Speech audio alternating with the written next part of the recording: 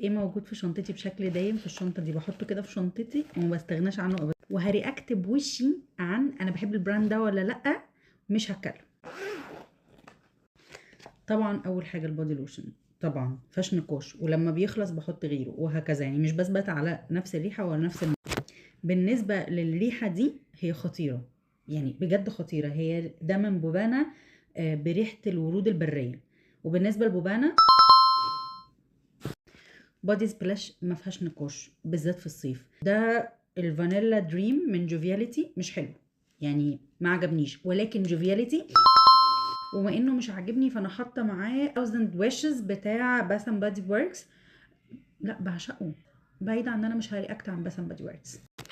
هاند كريم، طبعا هاند كريم ما فيهاش نقاش.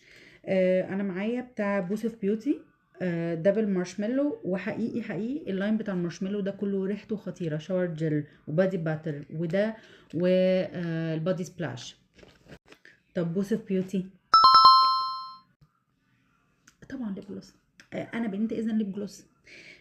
انا معايا بتاع حطيت منه، انا معايا بتاع جوريز، ومعايا برضو ما تفهموش ليه ماشيه بالباودر بلاش بتاعتها بتاعت نفس البراند، ماشيه بيه مع ان انا ما بحطوش في الشارع، بس انا للطمانينه حاطه معايا في الشنطه.